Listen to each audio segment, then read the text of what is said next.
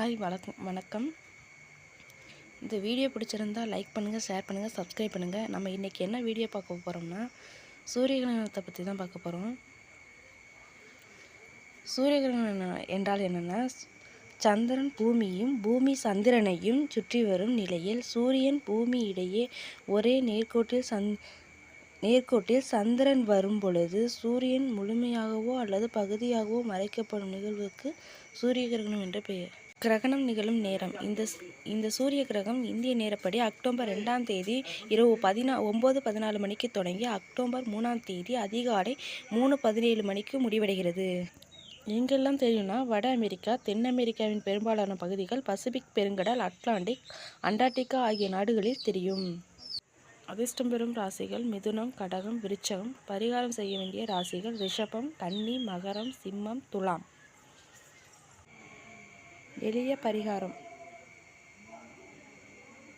கிரகண நேரத்தில் சூரியனுடைய மந்திரமான ஆதித்ய ஹிருதயம் மற்றும் சிவனுடைய கோத்திரங்கள், சிவபுராணம், ருத்ரம் ஆகியவை சொல்லலாம். முடியாதவர்கள் ஓ நமச்சிவாயம் என்ற 5 எழுத்து மந்திரத்தை சொல்லலாம்.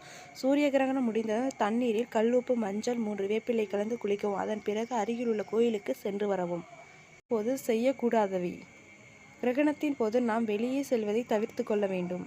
குறிப்பாக கர்ப்பிணிகள் வெளியே செல்வதை தவிர்க்கவும்.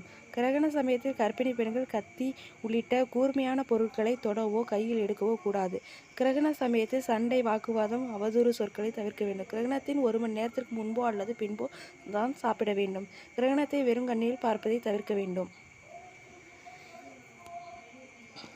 கிரகண நேரத்தில் உணவு வைத்திருக்கும் பாத்திரத்தில் தர்பை போல் போட்டு வைக்கவும்.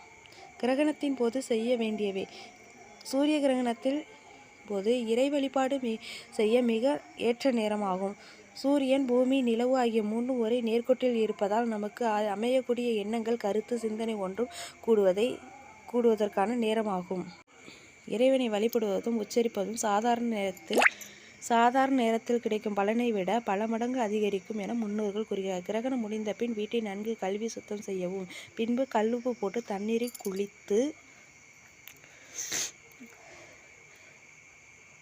சாமி படங்களை சுத்தம் செய்து விளக்கேற்றி இறைவனை வழிபட நன்மை உண்டாகும்.